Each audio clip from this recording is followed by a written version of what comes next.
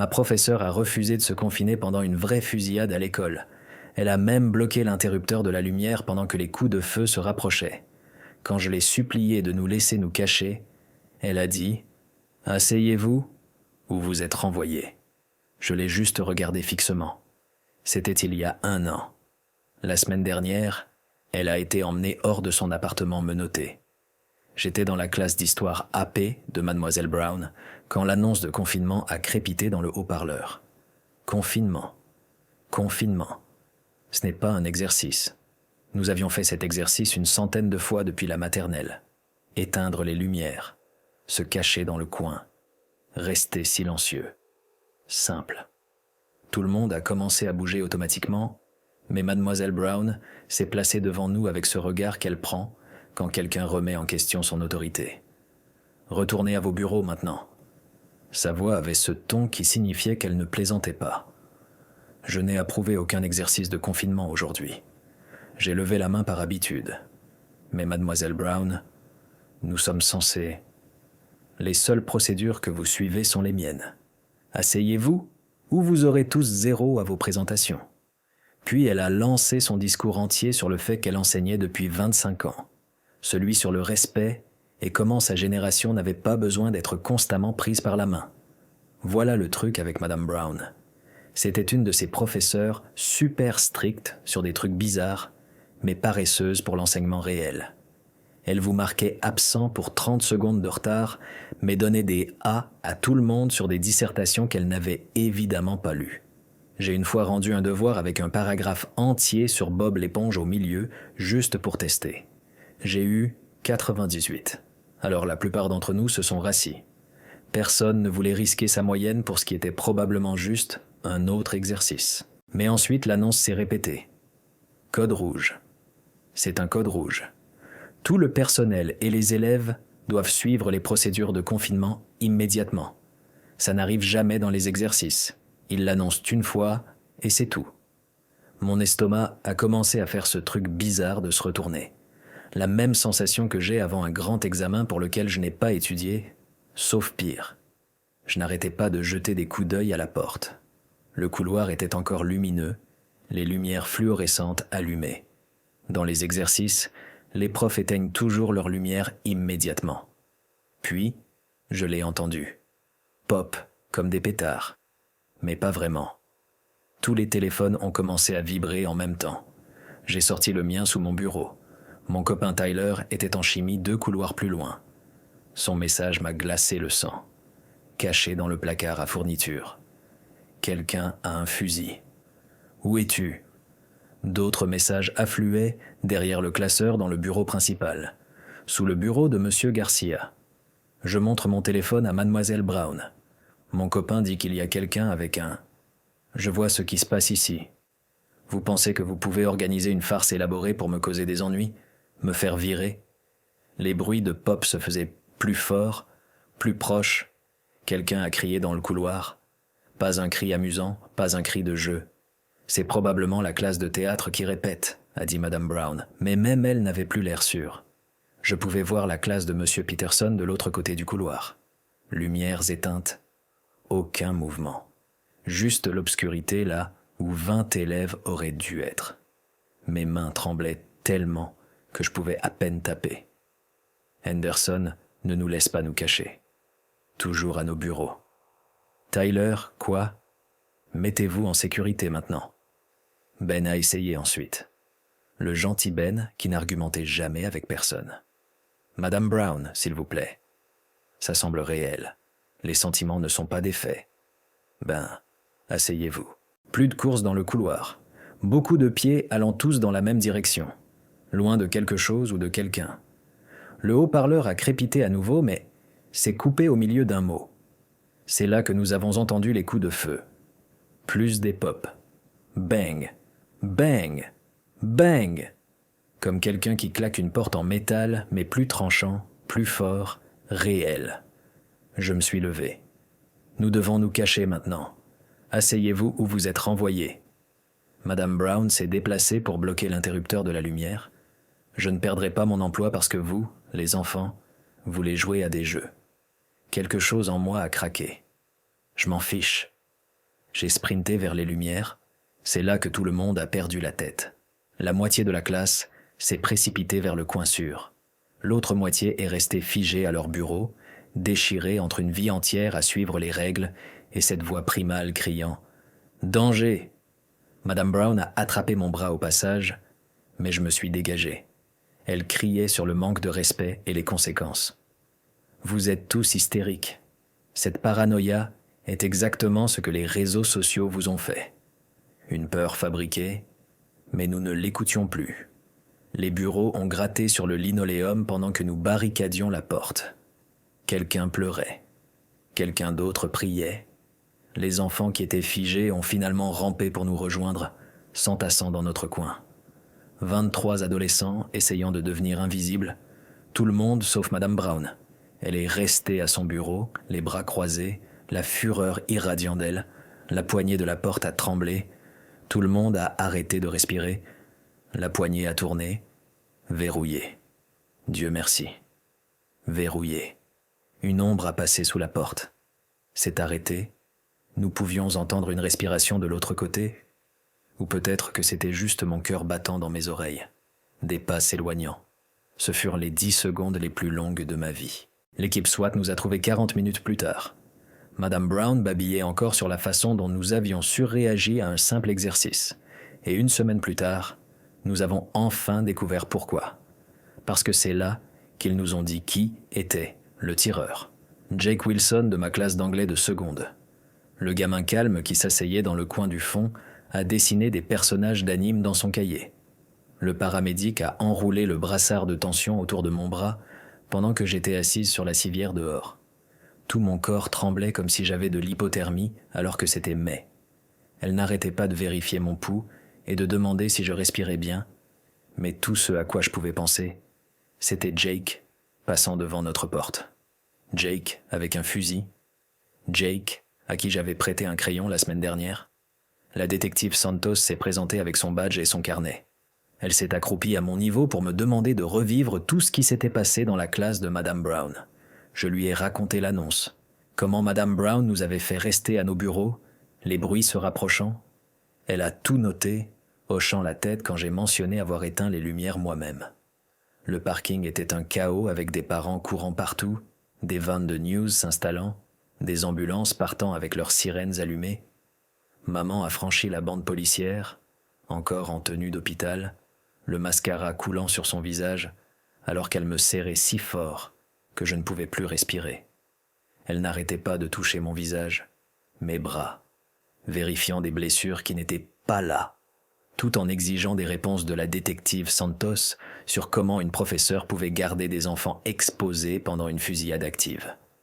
La maman de Tyler était là aussi, pleurant et le serrant encore et encore pendant qu'il restait là l'air vide. La détective Santos m'a emmené dans un endroit plus calme et a sorti sa tablette, me montrant des captures d'écran de mon message à Tyler sur Madame Brown, ne nous laissant pas nous cacher. Elle a dit que 23 élèves avaient déjà donné la même histoire, que Mademoiselle Brown insistait pour dire que c'était faux, même après que les coups de feu aient commencé. 2 enfants étaient morts dans le couloir de maths, m'a-t-elle dit.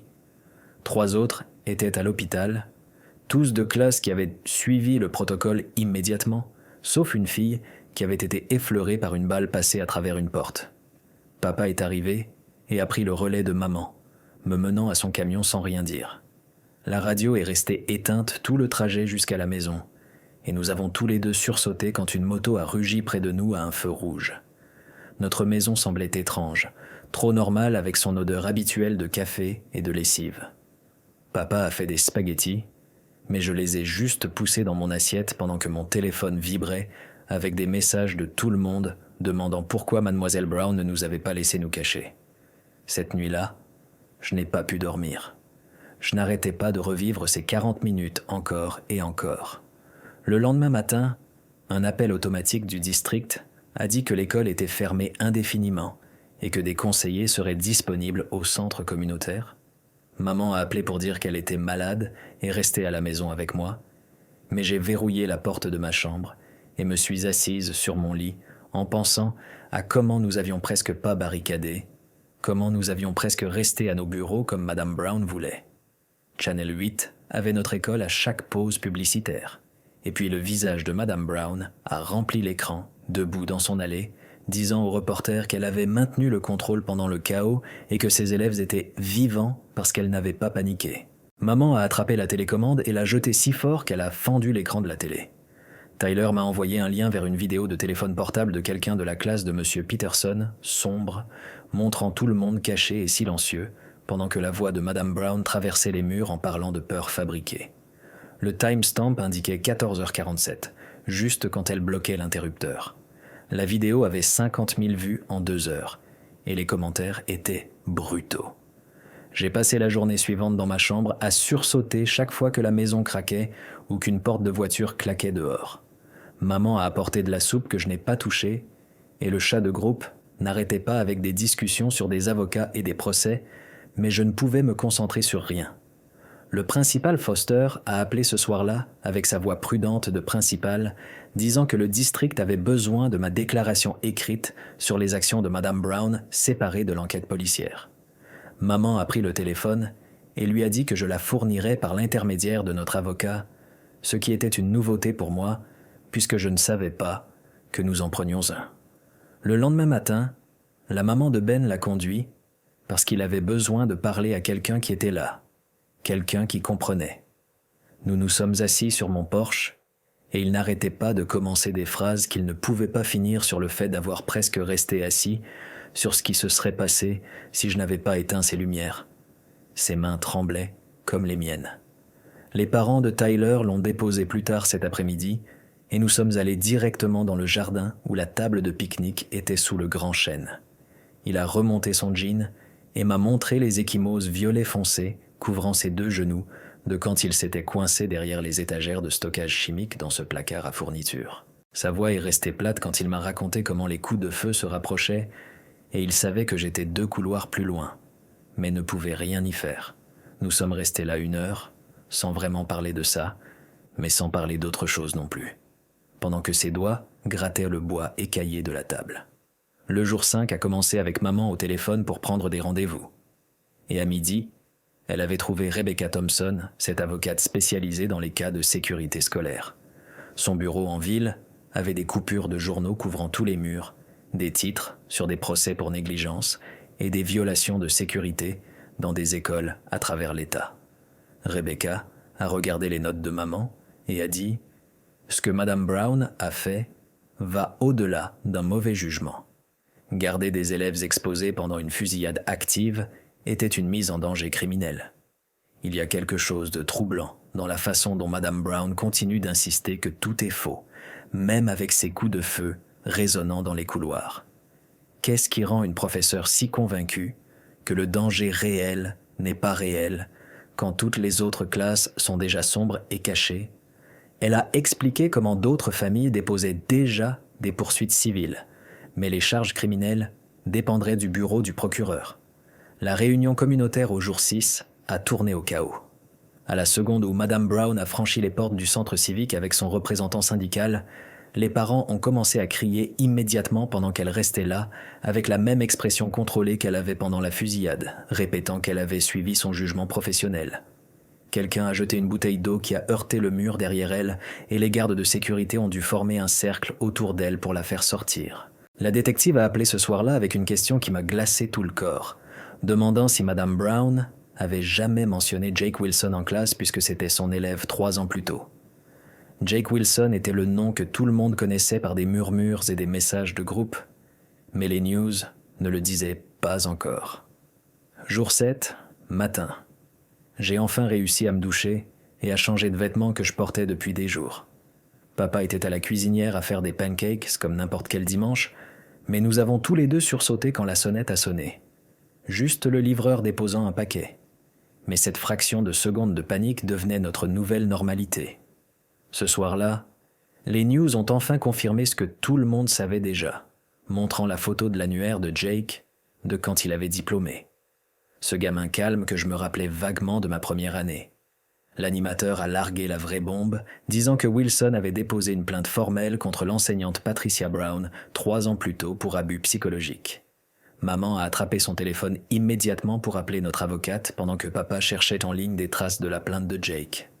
Nous avons trouvé un transcript de réunion du conseil scolaire de 2021 mentionnant une plainte étudiante scellée contre le personnel avec des dates qui correspondaient parfaitement, même si le nom de Mademoiselle Brown n'était pas listé. Jour 8. Tyler est venu me chercher et nous avons conduit jusqu'au parking vide du centre commercial où nous sommes juste restés avec le moteur éteint. Ses mains agrippèrent le volant jusqu'à ce que ses jointures blanchissent et il a enfin dit qu'elle savait. Elle devait savoir que c'était peut-être lui et elle nous a quand même gardés tous exposés. Ben a commencé à envoyer des messages dans notre chat de classe avec des infos que ses parents avaient trouvées. 3 autres élèves de la classe de Jake qui se souvenaient que Madame Brown l'avait pris en grippe. Cette fille, Melissa, a dit que Mademoiselle Brown avait fait échouer Jake sur un détail technique qui avait presque coûté sa graduation et les histoires peignaient un pattern clair de ciblage de certains élèves. Jour 9, la détective s'est présentée à la maison avec un ordre du tribunal pour le dossier personnel de Madame Brown serré dans sa main. Elle a dit à maman qu'ils avaient trouvé quelque chose, que Jake n'était pas la seule plainte contre Madame Brown au cours de sa carrière.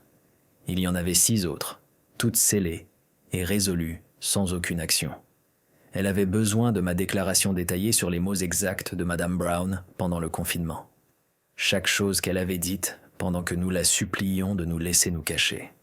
Je me suis assise à la table de la cuisine avec le formulaire vierge de la détective devant moi, mon stylo planant sur le papier pendant que maman faisait du café en arrière-plan. La première ligne demandait une description des événements et j'ai écrit 3 mots avant de les barrer. Recommencer. Barrer ça aussi. Comment mettre en mots la façon dont la voix de quelqu'un change quand il est en charge depuis si longtemps qu'il ne peut imaginer avoir tort? La détective a attendu patiemment pendant que j'essayais 6 façons différentes d'expliquer comment Madame Brown restait là à bloquer l'interrupteur pendant que nous entendions ses coups de feu se rapprocher. J'ai enfin juste écrit exactement ce qu'elle avait dit et fait étape par étape. Pas d'opinion, juste des faits. Jour 10. Mon téléphone a vibré avec une alerte news pendant que je mangeais le petit déjeuner. Le conseil scolaire avait placé Madame Brown en congé administratif en attendant l'enquête. Ce qui sonnait bien jusqu'à ce que je lise la déclaration du syndicat des enseignants dessous, appelant ça un jugement hâtif contre une éducatrice dédiée avec 25 ans de service. La section commentaires était déjà à 300 postes, la moitié la appelant une héroïne pour avoir maintenu l'ordre, l'autre moitié appelant à son arrestation.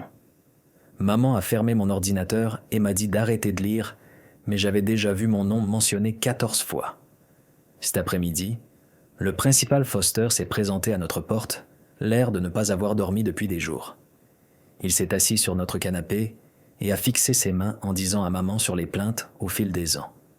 Des parents disant que Mademoiselle Brown était trop rigide, trop dure, mais elle avait la titularisation et ses élèves avaient de bonnes notes au test, alors rien n'était jamais arrivé. Sa voix s'est cassée quand il a mentionné les 2 enfants qui ne s'en étaient pas sortis. Jour 11 a commencé avec mon téléphone explosant à 6 heures du matin parce que quelqu'un avait fuité le manifeste de Jake sur un site news avant que le FBI ne puisse le verrouiller. 3 pages entières sur Madame Brown. Comment elle l'avait fait échouer sur sa thèse de terminale pour une note de bas de page manquante. Comment cette note l'avait tenue hors de son université de rêve. Comment elle avait ri quand il avait demandé une chance de corriger. Les détails me donnaient la chair de poule. Dates et heures et conversations qu'il avait enregistrées secrètement, construisant son dossier pour pourquoi elle méritait ce qui allait arriver. Notre avocate, Rebecca, a appelé une réunion d'urgence ce soir-là, avec toutes les 23 familles de la classe de Madame Brown, entassées dans une salle de conférence au Holiday Inn.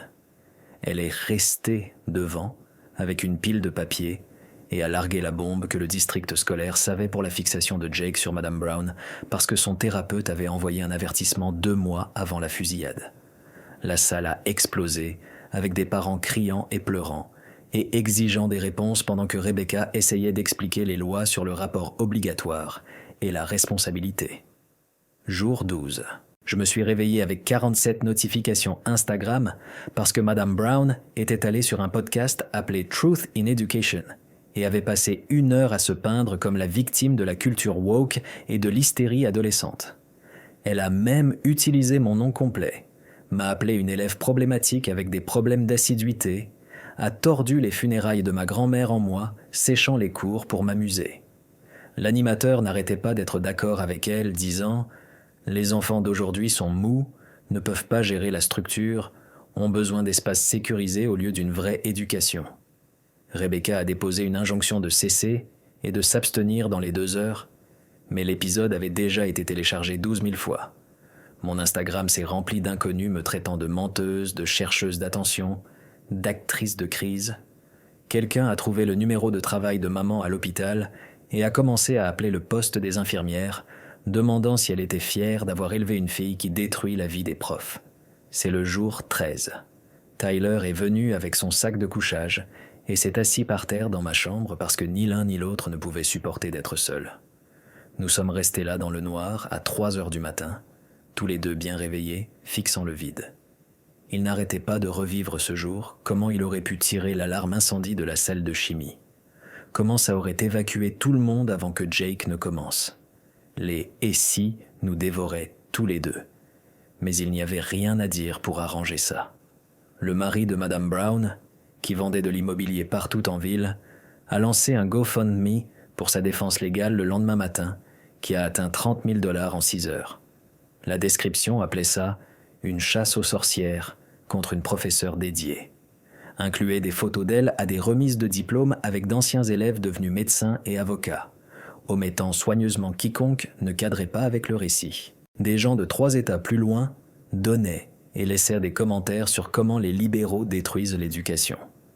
Jour 14, la maman de Ben a appelé pour dire qu'il se retirait de l'action légale groupée. Sa voix tremblant, en expliquant que l'entreprise de construction du papa de Ben venait de perdre 3 contrats majeurs sans explication.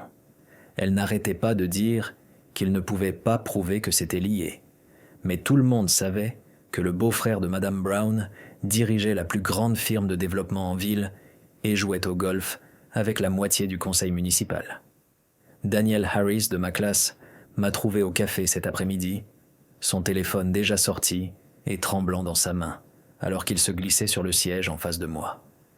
Il s'était caché dans le bureau principal pendant tout, pressé derrière le bureau de la secrétaire, où il pouvait voir le moniteur de sécurité, et il avait enregistré tout sur son téléphone sans même y penser. La vidéo était granuleuse, mais assez claire pour voir Madame Brown marchant dans le couloir 30 secondes après les premiers coups de feu. Pas en courant, pas en se baissant, juste en marchant comme si c'était n'importe quel jour entre les cours, pendant que la porte de M. Peterson était déjà barricadée, et Madame Garcia avait ses élèves cachés sous les bureaux. Daniel l'a envoyé à la détective Santos là devant moi, ses doigts bougeant si vite qu'ils ratèrent les boutons. Jour 15, je suis retourné en thérapie pour la première fois depuis le collège quand mes parents ont divorcé. Le bureau de Dr Patel avait les mêmes plantes artificielles et murs beige, et cette machine à bruit blanc censée être calmante, mais qui me faisait juste penser à de la statique. Je lui ai raconté l'ombre sous la porte et comment j'entends encore Mademoiselle Brown dire que nous étions hystériques pendant que des gens mouraient dans le couloir. Elle a noté sur son bloc jaune et m'a demandé de décrire ce que je ressentais dans mon corps quand je m'en souvenais. La vidéo de Daniel a hit Twitter avant le dîner ce jour-là, et à minuit, Brown New était tendance avec 40 000 retweets. Les gens la ralentissaient et zoomaient où on pouvait la voir vérifier son téléphone pendant que d'autres profs traînaient des enfants dans les classes. Le timestamp clair comme de l'eau de roche montrant que c'était après que la fusillade ait commencé. Des vannes de news se sont présentées chez Daniel et ses parents ont dû l'emmener chez sa tante à Boston. Jour 16. La détective Santos m'a appelé pour regarder la vidéo avec une spécialiste de l'État qui n'arrêtait pas de pointer l'écran avec son stylo. Elle m'a montré comment il n'y avait pas de réaction de sursaut quand les coups de feu ont retenti. Pas de surprise sur le visage de Madame Brown, juste cette décision calme de continuer à marcher. Il construisait un dossier pour mise en danger volontaire, a-t-elle dit, ce qui pourrait signifier jusqu'à 5 ans de prison. Maman est venue me chercher au poste et a conduit directement au bureau du district où elle a rempli les papiers pour me retirer pour l'école à la maison. Madame Brown, marchant calmement dans le couloir pendant que d'autres profs barricadèrent chez des portes, est-ce le genre de détail qui fait que les avocats se frottent les mains et que les compagnies d'assurance sortent leur chéquier.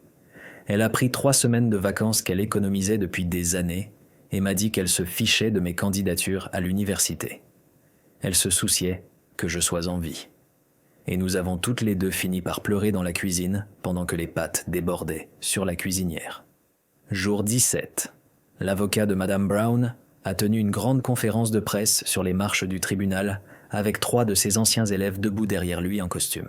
L'un était maintenant sénateur d'État qui n'arrêtait pas de parler de jugement hâtif et promettait d'enquêter sur l'enquête. Pendant que l'avocat prétendait que la vidéo était truquée et exigeait une analyse indépendante. Les parents de Tyler n'ont pas attendu et l'ont transféré à l'école privée St. Mary's le même jour. Sa maman expliquant qu'il ne pouvait pas attendre que le système règle ça. Il m'envoyait des messages constamment de sa nouvelle école, se sentant coupable de partir, même si je n'arrêtais pas de lui dire d'y aller, de sortir tant qu'il pouvait. Nos téléphones sont devenus cette ligne de vie, tous les deux nous réveillant à 3 heures du matin et nous envoyant des messages juste pour nous assurer que l'autre était encore là. Jour 18. Je n'arrivais pas à dormir encore, alors j'ai commencé à googler Madame Brown et j'ai trouvé ce vieux thread Reddit de 2019 où quelqu'un demandait « Qui est votre pire prof ?» 3 comptes différents la mentionnaient par nom, parlant de ses jeux mentaux et comment elle choisissait un élève chaque année à tourmenter. Le thread avait été supprimé, mais la version en cache était encore sur Wayback Machine. Alors, j'ai screenshoté tout et l'ai envoyé à notre avocate. Jour 19. La réunion du conseil scolaire a tourné au chaos complet quand les parents ont commencé à se crier dessus à travers l'auditorium. La moitié voulait Madame Brown arrêter immédiatement, et l'autre moitié pensait qu'elle était bouc émissaire avec une femme criant que Madame Brown avait sauvé ses enfants en maintenant l'ordre. Le papa de Ben s'est levé, même s'il s'était retiré du procès, et a crié en retour qu'elle avait presque fait tuer tout le monde et la sécurité a dû évacuer toute la salle pendant que les gens se poussaient encore dans le parking. Rebecca Harris, la maman de Daniel, a déposé une ordonnance de restriction le lendemain matin après que les supporters de Madame Brown aient commencé à se présenter chez nous, prenant des photos de nos portes d'entrée et les postant en ligne avec nos adresses. Le juge a dit sans menace directe, c'était juste de la liberté d'expression. Cependant, et Rebecca s'est assise dans la salle d'audience en pleurant pendant que le juge expliquait que prendre des photos depuis la propriété publique n'était pas illégal. Ce même soir, je n'arrivais pas à dormir et je scrollais sur mon téléphone, regardant tous les commentaires défendant Madame Brown. Vers 3 heures du matin, quelque chose en moi a juste craqué. J'ai attrapé mon ordinateur et commencé à récupérer les enregistrements audio de ce jour que les news avaient publiés. Le timeline était maintenant du domaine public. Grâce à l'enquête, j'ai synchronisé les mots exacts de Madame Brown avec les sons de coups de feu en fond. En mettant mon téléphone contre ma lampe de bureau, j'ai appuyé sur enregistrer et commencé à lire le transcript. Je n'ai approuvé aucun exercice de confinement aujourd'hui. Bang, résonnant des haut-parleurs de mon ordinateur. Asseyez-vous ou vous aurez tous 0. Bang, bang. Mes mains tremblaient, mais j'ai continué avec chaque chose qu'elle avait dite pendant que des enfants mouraient dans le couloir. Quand je l'ai posté sur TikTok à 4h17 du matin, je n'attendais rien. À midi, il avait 2 millions de vues et montait vite. D'autres enfants de l'école ont commencé à faire leurs propres vidéos montrant ce que leur prof avait fait. Madame Garcia d'Espagnol avait tout le monde sous les bureaux en 8 secondes. Monsieur Peterson avait toute sa classe dans le placard de stockage avant la 2e annonce. Le coach Williams a littéralement porté 2 premières années qui étaient figées dans la salle d'équipement. Chaque prof, sauf Madame Brown, avait ses élèves cachés en 30 secondes. Les hashtags ont explosé sur toutes les plateformes. Teachers Save Students montrait des héros pendant que Brown Chose Control montrait notre classe encore assise au bureau pendant que les coups de feu résonnaient. Ce soir-là, vers 2 heures du matin, Tyler s'est présenté chez moi sans avertissement. Sa maman l'avait trouvé en pleine crise de panique dans sa salle de bain et l'avait conduit. Nous nous sommes assis dans mon allée jusqu'au lever du soleil, partageant des écouteurs et écoutant de vieilles playlists d'avant que tout change. Il n'arrêtait pas de murmurer la même chose encore et encore comme une prière. Le bureau du procureur a appelé une conférence de presse le lendemain matin. 23 chefs d'accusation de mise en danger imprudente d'un mineur, un pour chaque élève dans notre classe. Madame Brown s'est rendue en portant un tailleur bleu marine avec tous ses prix d'enseignement épinglés comme des médailles. Les caméras ont capturé chaque seconde alors qu'elle montait les marches du tribunal avec le menton haut et ce petit sourire sur le visage. Son audience de caution a eu lieu cet après-midi et le juge l'a fixée à 50 000 $. Ses supporters avaient un GoFundMe en marche avant même qu'elle ne soit traitée. 2 heures et 17 minutes ont suffi pour lever le montant total. Elle est sortie du tribunal encore souriante et s'est arrêtée juste devant les caméras. Maman a dû attraper mes 2 bras et me traîner physiquement à la voiture quand Madame Brown a commencé à parler de vindication et de contrôle. Les familles des victimes ont commencé à se rencontrer au centre communautaire les mercredis, mais je ne pouvais pas me forcer à y aller. Maman y allait à ma place et revenait avec les yeux gonflés chaque fois. Elle me serrait juste extra fort et ne disait rien sur ce qu'elle avait entendu là-bas. M'a envoyé une photo de quelque chose que sa maman avait trouvé en nettoyant de vieux fichiers PTA de son garage. L'essai de Junior Year de Jake Wilson avec les commentaires de Madame Brown partout en rouge. L'essai semblait bien à mes yeux, mais ses notes étaient brutales sur la pensée paresseuse et l'effort décevant. Au bas, dans son écriture parfaite, elle avait écrit une note sur discuter de son avenir dans son cours. La détective Santos m'a appelé le lendemain disant qu'ils avaient trouvé 6 plaintes supplémentaires contre Madame Brown remontant à 15 ans, toutes de garçons et toutes mentionnant quelque chose que les parents appelaient manipulation psychologique. Chaque plainte avait été abandonnée après des réunions à huis clos avec l'administration. La détective avait l'air fatiguée quand elle m'a dit que ce n'était pas inhabituel dans des cas comme ça. Le principal Foster a démissionné lors d'une conférence de presse d'urgence que personne n'attendait. Il est resté au podium et a admis qu'il nous avait échoué. Il a dit que Madame Brown aurait dû être enlevée des années plus tôt, mais il avait choisi la voie facile à la place. Le reporter semblait choqué que quelqu'un prenne enfin la responsabilité. 2 jours plus tard, l'avocat de Madame Brown a déposé une contre-poursuite contre le district scolaire pour 5 millions $. Il prétendait que le district la faisait bouc émissaire pour leurs propres échecs de sécurité. Mon téléphone a vibré avec l'alerte news pendant que j'étais dans la salle d'attente de ma thérapeute et j'ai réellement ri à haute voix de l'audace. Le lendemain, Rebecca a appelé une réunion au centre communautaire et toutes les 23 familles se sont présentées. Elle est restée devant avec des piles de papier et a commencé à les distribuer en expliquant que nous ne nous défendions plus seulement. Nous déposions des plaintes criminelles auprès du Conseil d'État et lancions un procès fédéral pour droit civil. Les parents signaient des papiers et échangèrent des numéros pendant que l'assistante de Rebecca prenait des notes sur son ordinateur. Cette nuit-là, je n'arrivais pas à dormir. Alors j'ai commencé à tout écrire dans ce vieux cahier que j'ai trouvé dans mon tiroir de bureau. Chaque mot que Madame Brown avait dit pendant ces 47 minutes est allé sur la page.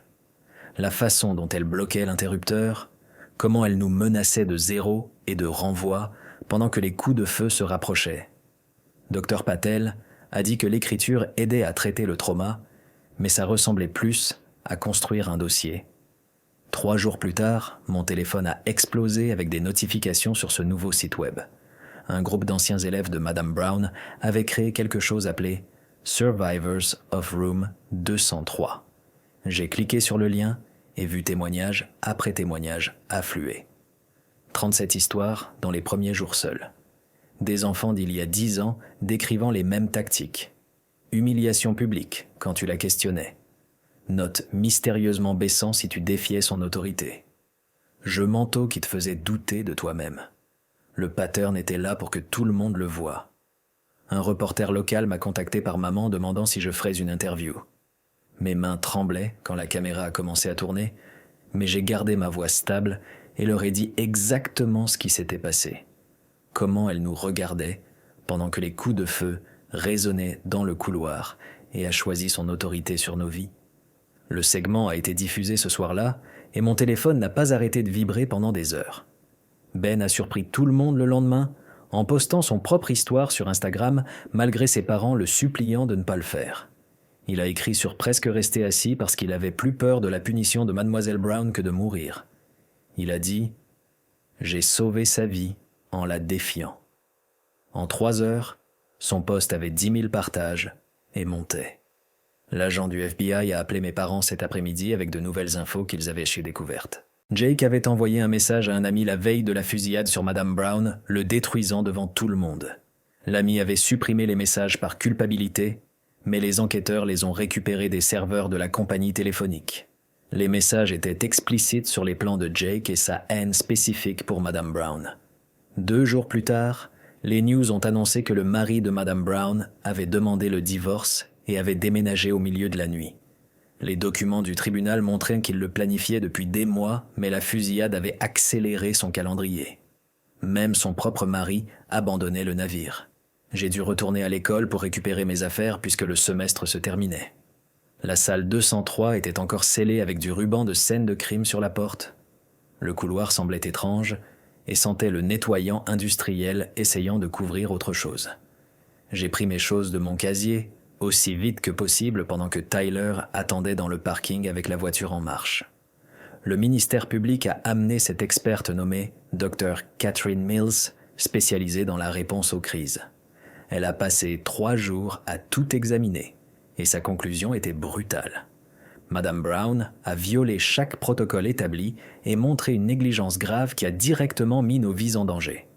Les supporters de Madame Brown, levant 50 000 $ en juste 2 heures, me fait me demander qui exactement a ce genre d'argent et de motivation pour défendre une professeure qui a gardé des enfants assis pendant des coups de feu. Son rapport était 50 pages de langage professionnel, disant fondamentalement que Madame Brown a choisi le contrôle sur les enfants. Puis les supporters de Mademoiselle Brown ont décidé d'organiser un rassemblement au tribunal qui a tourné au désastre. Les parents des 2 élèves qui sont morts se sont présentés comme contre-manifestants. Quand quelqu'un a crié que Brown n'avait rien fait de mal, une des mères s'est juste effondrée, sanglotant sur les marches du tribunal. La photo est devenue virale en minutes, montrant notre ville complètement divisée. Des vannes de news de 3 États plus loin ont commencé à arriver.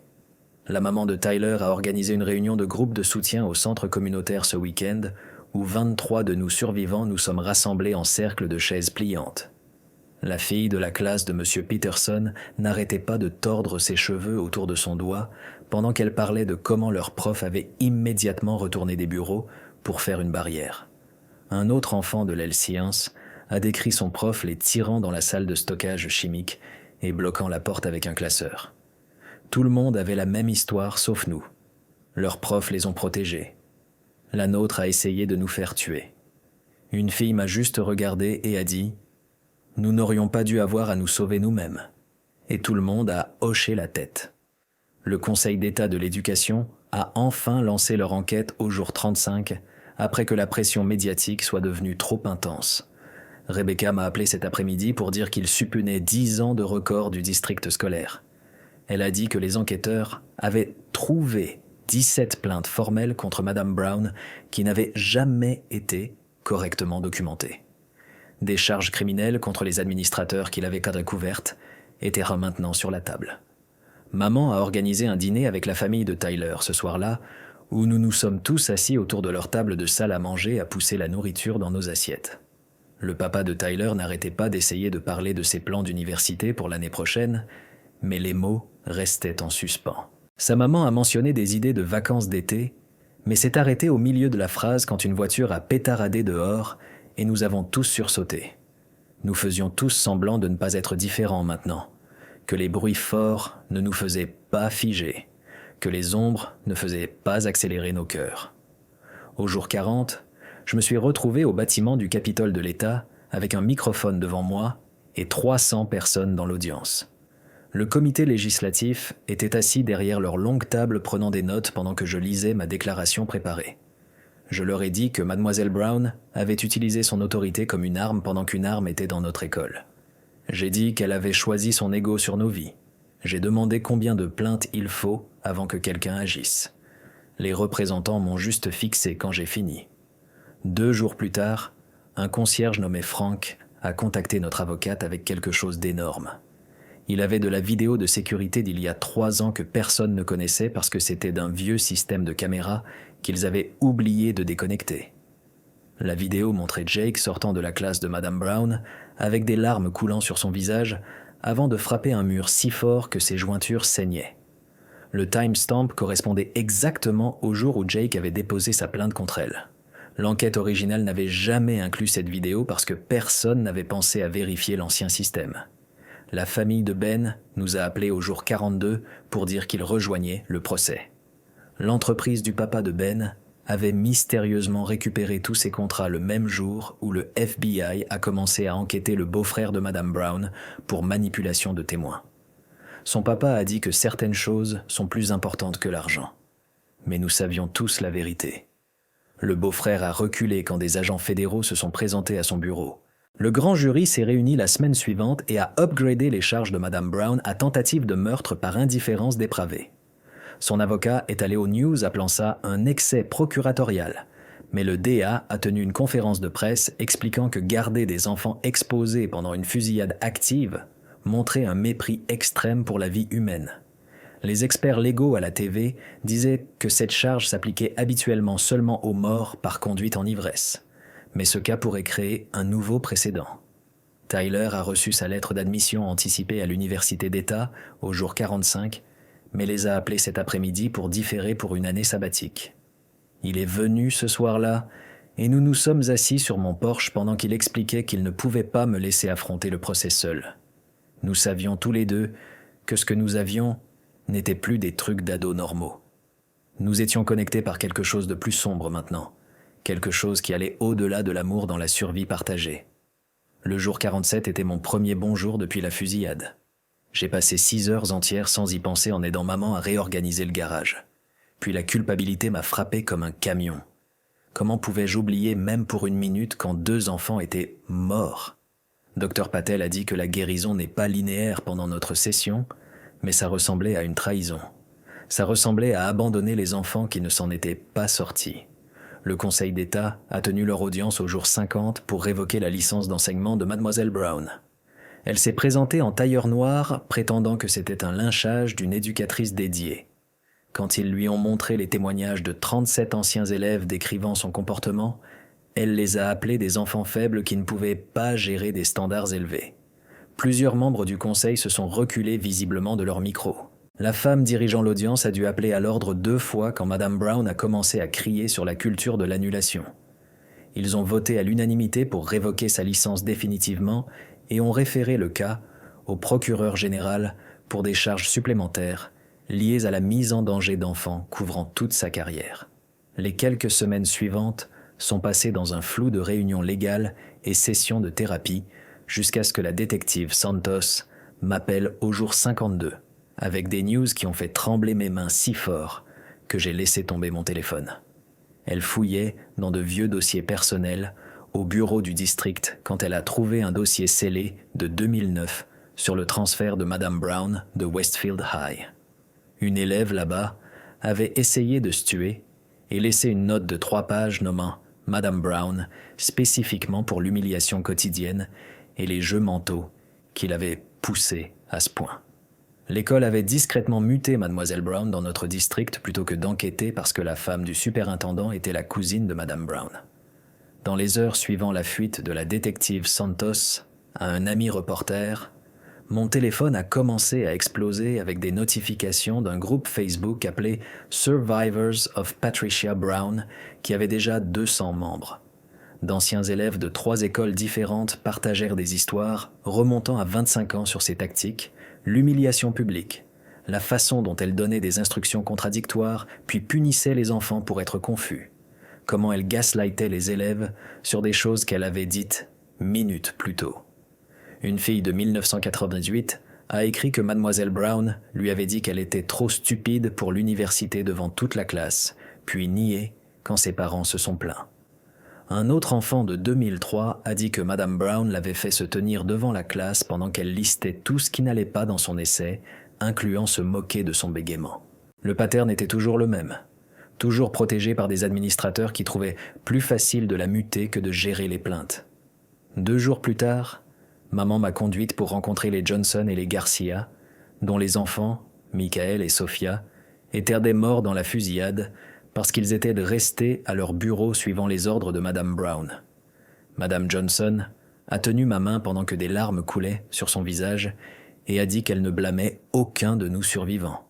La voix de M. Garcia s'est cassée quand il m'a dit « Nous avons lutté pour nous sauver pendant que leurs enfants n'ont jamais eu la chance parce qu'ils suivaient les règles. » Nous nous sommes assis dans leur salon à pleurer ensemble pendant 1 heure, regardant des photos de Michael et Sophia au bal de promo juste 3 semaines avant leur mort. Rebecca a appelé cet après-midi avec des mises à jour sur la stratégie du ministère public et ce qu'elle m'a dit m'a fait courir à la salle de bain pour vomir. Ils avèrent des preuves que Madame Brown savait que Jake la ciblait probablement basée sur des incidents précédents où il l'avait confrontée après les cours, mais elle nous avait délibérément gardés exposés comme une forme de torture psychologique. Les procureurs allaient arguer qu'elle nous avait utilisés comme boucliers humains pour son ego, qu'elle préférait risquer nos vies plutôt que d'admettre qu'elle avait tort sur le confinement. La vérité était plus horrifiante que nous l'avions imaginé, qu'elle nous voyait comme des accessoires dans son jeu de pouvoir, même avec un tireur dans le bâtiment. Au jour 56, les avocats du district scolaire étaient en mode panique totale et ont offert un règlement de 30 millions de dollars divisé parmi toutes les familles, admettant aucun tort, mais reconnaissant des échecs et des oversights. Certaines familles l'ont pris immédiatement parce qu'elles ne pouvaient pas se permettre des années de bataille légale, mais mes parents et 12 autres familles ont tenu bon pour la justice criminelle, pas juste l'argent. Tyler est venu me chercher 2 jours plus tard pour visiter le mémorial qui avait poussé dehors l'école. Des centaines de fleurs et d'ours en peluche et de photos couvrant les marches avant. Quelqu'un avait laissé une copie du manuel étudiant avec les procédures de confinement surlignées en jaune, une note attachée disant « Ces règles sauvent des vies quand les profs les suivent. » Nous sommes restés là, main dans la main, lisant tous les messages que les gens avaient laissés quand Tyler a repéré quelque chose qui l'a fait serrer mes doigts si fort que ça faisait mal. Entre 2 bouquets était une copie imprimée du manifeste de Jake, auquel les équipes de défense venaient d'avoir accès.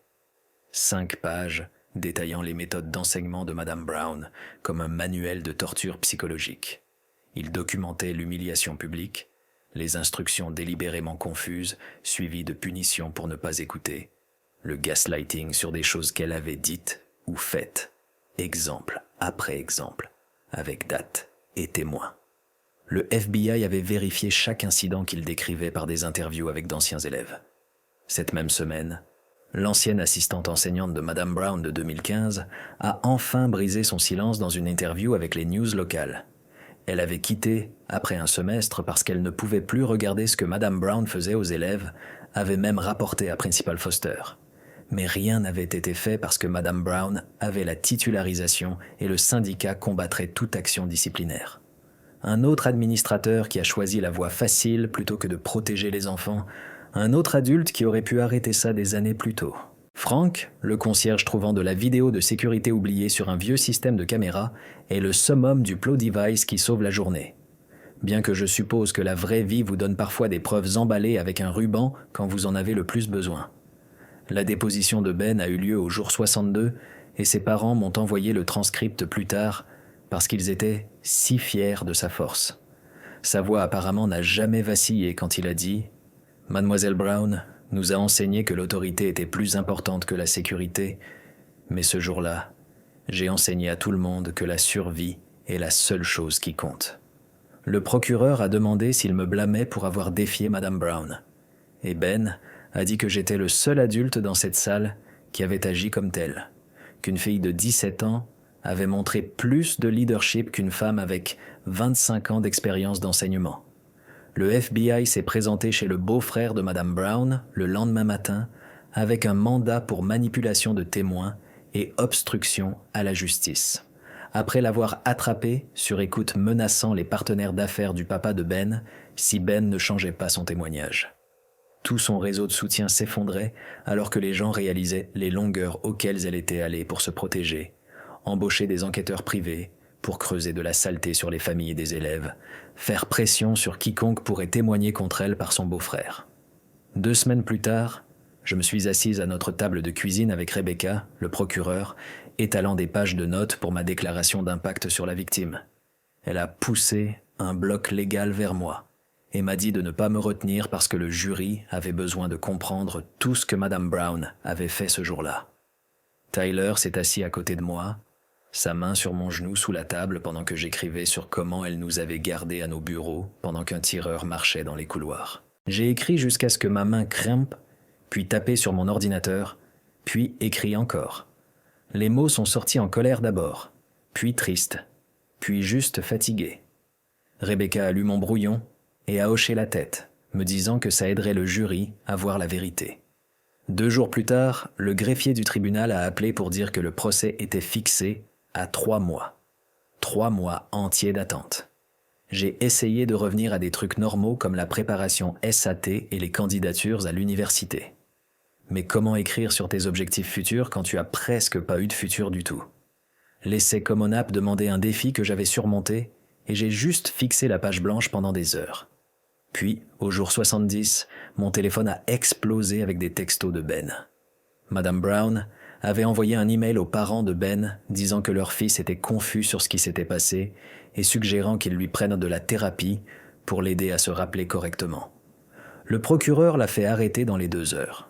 Des vannes de news se sont présentées chez elle et l'ont attrapée, étant menée dehors menottée, pendant qu'elle criait sur être persécutée pour maintenir l'ordre. Le juge a appelé une audience d'urgence le lendemain matin. Je me suis assise dans la galerie, regardant pendant que le procureur montrait l'email et expliquait comment Madame Brown avait violé ses conditions de caution en contactant des témoins. Le juge n'a même pas laissé son avocat finir son argument avant de révoquer sa caution. Les officiers du tribunal se sont dirigés vers elle et elle s'est levée vite, renversant son verre d'eau. Pour la première fois depuis que tout avait commencé, j'ai vu une vraie peur dans ses yeux alors qu'il la menottait. Elle m'a regardé droit dans les yeux alors qu'il la menait devant la galerie, et je pouvais voir que ça la frappait, qu'elle n'était plus en contrôle. 2 nuits plus tard, maman m'a trouvé à la table de cuisine à 3 heures du matin entouré de brouillons d'essais d'université. Mon essai Common App était sur le jour où j'ai choisi de survivre malgré les ordres de ma professeure. Maman a lu par-dessus mon épaule et a dit que je n'avais pas à écrire sur ça si c'était trop dur. Je lui ai dit que je le devais parce que c'était qui j'étais maintenant. Nous savions toutes les deux que je ne serais jamais la personne que j'étais avant ce jour. Le procès a commencé 3 mois plus tard, un lundi matin froid. La déclaration d'ouverture du procureur incluait jouer l'audio de mon téléphone que j'enregistrais pour un projet de classe.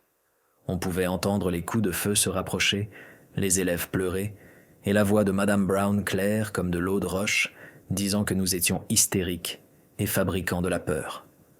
Plusieurs jurés ont mis leurs mains sur leur bouche. Madame Brown était assise à la table de la défense en tailleur gris, agissant encore comme si elle était la victime. Le lendemain, j'ai témoigné pendant 4 heures d'affilée. Le procureur m'a fait revivre chaque seconde de ces 47 minutes, me faisant décrire où tout le monde était assis, ce que Madame Brown avait dit, comment elle bloquait l'interrupteur. Son avocat a essayé de me faire passer pour une ado rebelle qui n'aimait pas l'autorité. Mais je suis resté calme et ai juste répété les faits. Quand il a demandé pourquoi j'avais défié un ordre direct d'une professeure, j'ai regardé le jury et ai dit que j'avais choisi de vivre pendant qu'elle choisissait son ego. Personne n'a rien dit pendant comme 10 secondes. Au jour 3, Tyler a pris la barre et a parlé de recevoir mes textos sur me cacher dans ce placard à fournitures, sachant que j'étais en danger. Sa voix s'est cassée quand il a décrit le moment où il pensait que j'étais morte parce que j'avais arrêté de répondre. L'avocat de Madame Brown a objecté, appelant ça « manipulation émotionnelle », mais le juge a dit que le jury avait besoin de comprendre le trauma qu'elle avait causé en gardant les élèves exposés. Tyler a dû prendre 3 pauses pour se composer. Le jour 4 a changé tout. Le ministère public avait amélioré l'audio de la vidéo de sécurité en utilisant une tech du FBI et on pouvait entendre des trucs qu'on ne pouvait pas distinguer avant. Au timestamp 9h47, juste après les premiers coups de feu, la voix de Madame Brown venait claire, disant « Si c'est réel, ils méritent ce qu'ils obtiennent pour ne pas me respecter. » Un juré a réellement haleté à haute voix. Même son propre avocat avait l'air choqué parce que ça n'était dans aucun matériel de découverte. Le juge a dû appeler une récréation quand les parents dans la galerie ont commencé à crier. Jour 5, Mademoiselle Brown a décidé de témoigner contre l'avis de son avocat. Elle s'est assise dans la boîte des témoins, insistant qu'elle avait maintenu un ordre parfait, que nous n'étions jamais en réel danger, qu'elle était persécutée pour avoir des standards. Elle a dit qu'elle nous protégeait de la panique et que courir partout aurait été plus dangereux. Le procureur l'a laissé parler pendant 20 minutes, puis a posé une question qui a fait taire tout le tribunal. « Avez-vous reconnu la voix de Jake Wilson quand il était dans le couloir dehors votre classe ?» Madame Brown s'est figée complètement, sa bouche s'ouvrant et se fermant comme un poisson. Après peut-être 15 secondes, elle a murmuré « Oui ». Le tribunal a explosé avec des gens criant et pleurant, et le juge a dû taper son marteau encore et encore pour reprendre le contrôle. Le procureur s'est levé lentement après que les choses se soient calmées et s'est approché du visage de Madame Brown. Elle a posé la question que tout le monde pensait, mais que personne ne voulait entendre à haute voix. Est-ce que Madame Brown savait que c'était Jake Wilson dans ce couloir ?